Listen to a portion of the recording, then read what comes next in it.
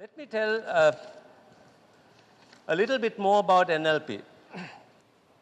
Now, NLP is so new yet, it is still not fully empirically proven, and you don't have many universities teaching NLP. It's still something which is being proven. It's not fully accepted, but I think this is something we can contribute to the research of it and show the impact of it, and that's what I have come into it. I have gone and taken something which is already proven, so it's quite new. NLP is very different to psychology, because if you have a major issue, psychological issue, you definitely have to go to a qualified licensed psychologist. This is more like first aid, things you can do for yourself. These are things you don't have time to run to psychologists or psychotherapists all the time. So NLP is something you can do it on your own, things to sort things out like what I told about earlier. Also, there are other little methods. It is different to positive mental attitude, because there is a movement called positive mental attitude where people say if you think positive, you can be positive. It was introduced by one William James many years ago, positive mental attitude. And more recently, a person called Norman Winston Peale wrote a book called Power of Positive Thinking. Some like to hear it as Power of Positive Drinking. So I would like the earlier one. Okay. So Power of Positive Thinking.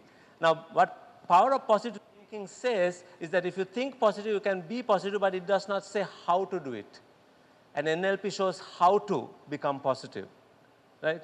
So to remember that, let me recite a poem. How many of you have watched the Star Wars movie? Okay, many years ago. And remember the little robo? It's called R2D2. Now, when Star Wars first came, it became so popular, they put replicas of R2D2s in schools with the poem recorded into it.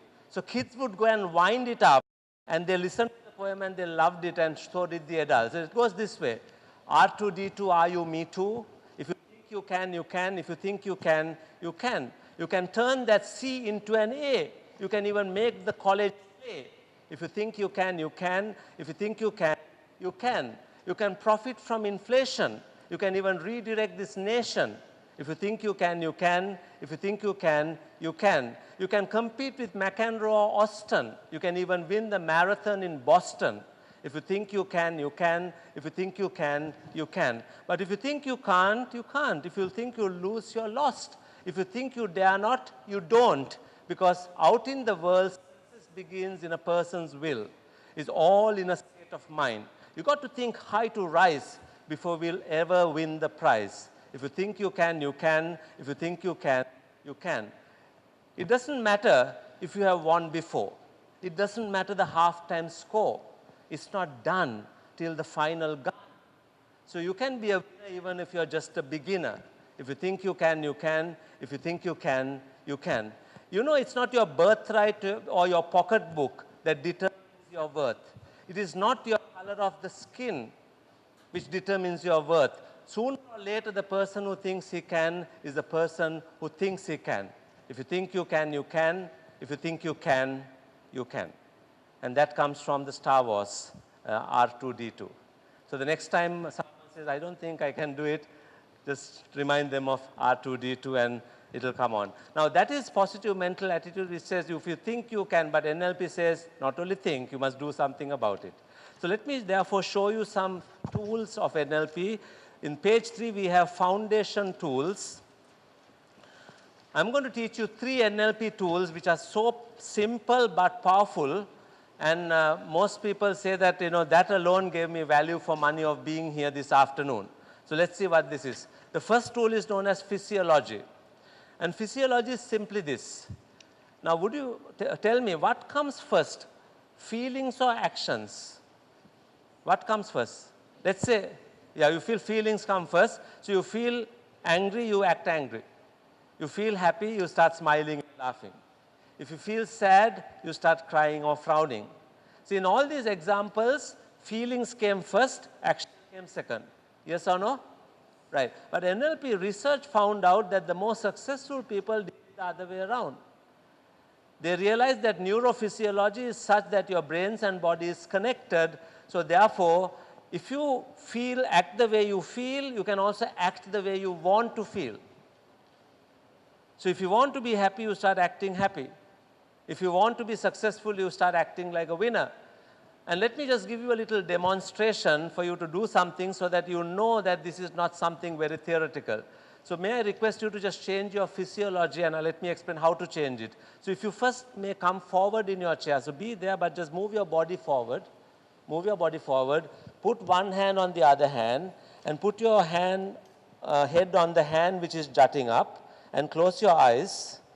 And as you close your eyes, if you just tighten your face, tense your face, bite your lip, and as you do that, I want you to just notice what thoughts come to your mind. As you do that, what thoughts come to your mind, what feelings come up as you are in this mode. Okay, you can go back to the original. So tell me, what kind of feelings came when you did that? What did you feel? What did you feel? Everything is lost. What else? Worried? How to do it? Sorry? Uncomfortable, anxious, worried, sad. Most of you got that kind of negative emotion. Yes? Now let's do something slightly different. If you all bring your hands out like so, please. Look at everyone in the room. Smile at everyone. Wave at everyone. And give everyone a flying kiss. How do you feel? You feel great. Now within 10 seconds, I went from sad to happy. What did I do to do that? What did I change? Action. In this example, action came first and then came the feeling. So therefore, it was very clear that we can choose our own emotions. We can choose the way we feel by start changing our body language. Have you ever had a situation that you had a challenging day at work? You go home and you feel really tired. You're exhausted. You sit down on your easy chair. And then you hear your favorite music going in the radio. And unknowingly, you start feeling better. And how did that happen? When the music happens, unknowingly, your system gets activated. You start tapping your hands, tapping your toes, so which means your physiology is changing. And naturally, you start feeling better. So therefore, if you want to be a winner, we walk like a winner. Shoulders up, head back, and walk like a winner. If someone asks, how are you?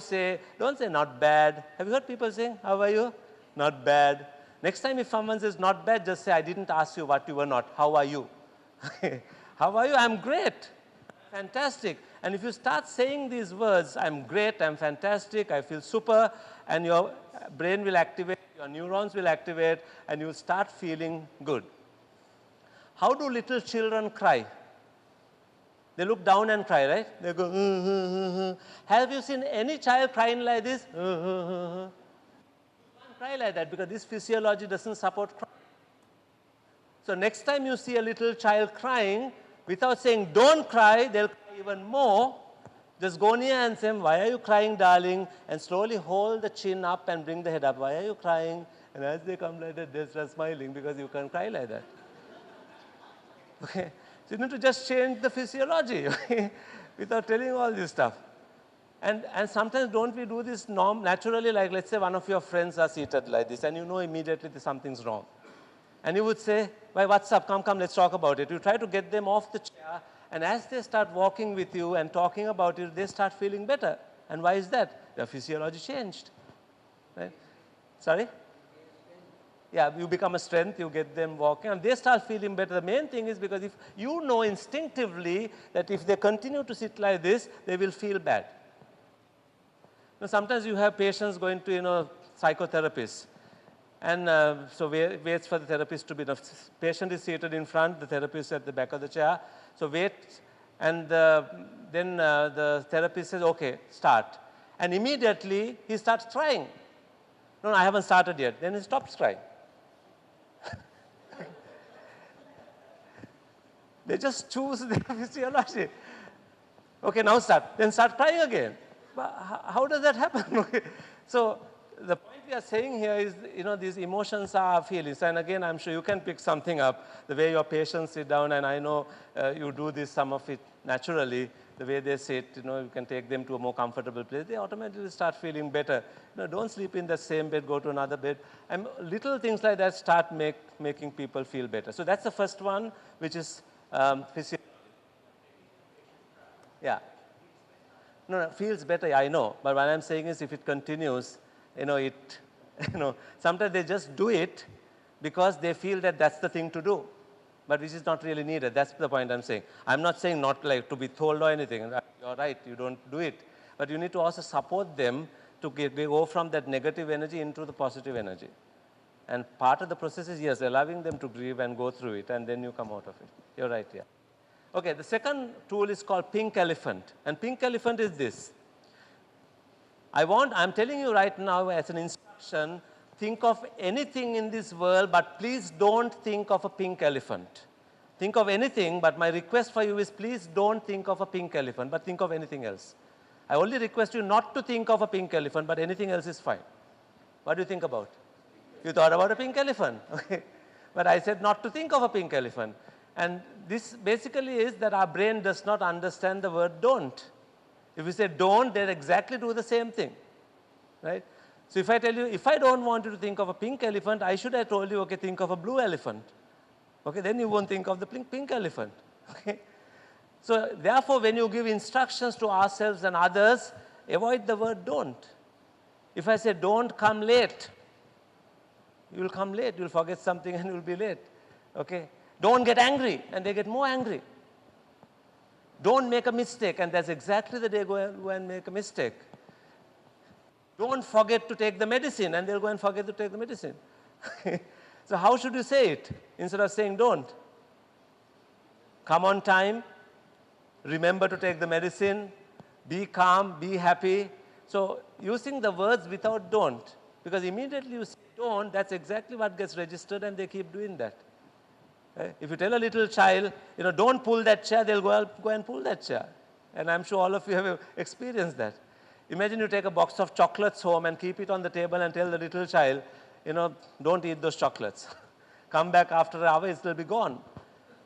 But if you told the reason why, these chocolates are bought to serve your friends who are coming in the evening, keep it for them, they'll keep it. So it's about telling what to do instead of what not to do. If you say don't exactly, but there are certain things that you have to use the word don't. For example, don't smoke. Now try to say don't smoke without the word don't. You have to say don't smoke, right? So how would you say that?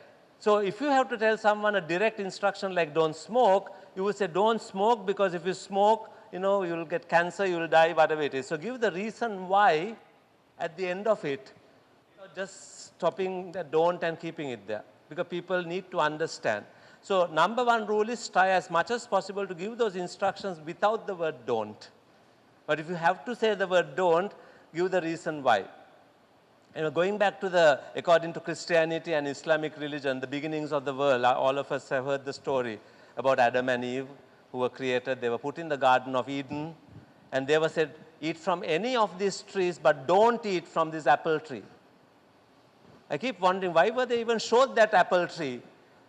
If they didn't know about it, they wouldn't have even gone near it. But they were told, don't eat from that. And they were thinking, there must be something special about this tree. And they went and ate from that. And the story goes that the devil comes like the snake and gives the apple to Eve, and then she gives it to Adam. And someone said, if Adam and Eve were Chinese people, we won't have any of the original sin, because they would have eaten the snake and left the apple alone. It didn't happen that way. Okay. So therefore, the second rule is pink elephant, which is dropping the word don't.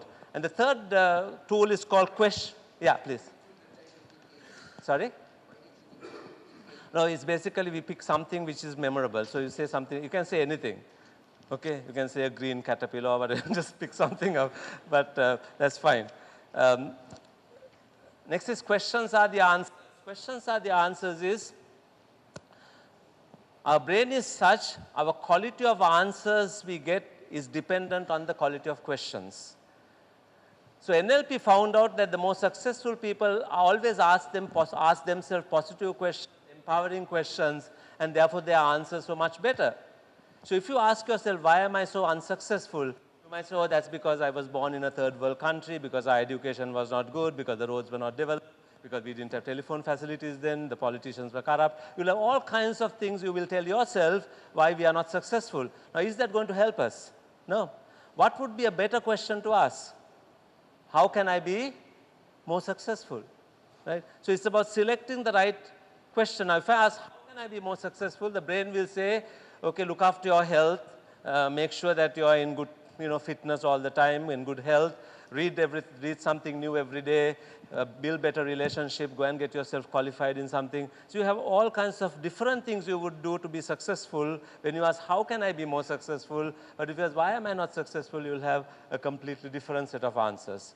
And let me give you a story to illustrate this point. During World War, all of us know how the Jews were massacred and killed by the Nazis, 6 million of them. And there was this one Jewish physician called Stanislaus J. Lech, Dr. Stan Lech. He and his entire family was taken to a concentration camp called Dachau. And Dr. Stan Lech says that, I have seen something no human being should ever see. I saw my entire family tortured and killed in front of my own eyes. And in that happened, I didn't want to live myself. But one of the things I asked myself is, do I love my family? And what do you think the answer is? Of course, yes. Do I love my family? Yes. And the more he asked that question, the more he started looking at things differently. He asked himself, do I love my family enough to get out of this concentration camp, show the world what's really going on inside here, so that if this madness can be stopped, I could be happy that my family did not sacrifice their life in vain. So see, wanting to, being upset and sad about and wanting to die because the family was killed in front of them, he converted that into a more positive thing. Okay, let me go do something about it. So he was looking for answers. Now, no one has escaped from Dachau, but also no one had asked the question, do I love my family? And then he noticed that one of the rituals that the Nazis had was every morning they would dump all the dead bodies from the previous day into trucks, and they would go and dump them far away because the incinerators were out. Okay, sometimes they were not, they would just dump them. And of course, by this time, all of them are so tortured, they're naked, there's nothing, the blood all over the body. And he waited one morning, he went out like a dead body. What he did is he removed his clothes, cut his body, cut himself up a bit, blood all over. He went and dived into those pile of dead bodies on the truck. Now just imagine if you had to do that, diving into a pile of dead bodies. And when he did that, his brain said, no way, I can't do it. And he asked himself, do I love my family? And his answer is yes, then be there. Now, Nazis had a ritual that before the trucks rolled out, they would shoot at random just to make sure no one is still alive. And as bullets ricocheted by the ear, his head said, we are not going to move, and the rest of the body said, yes, sir.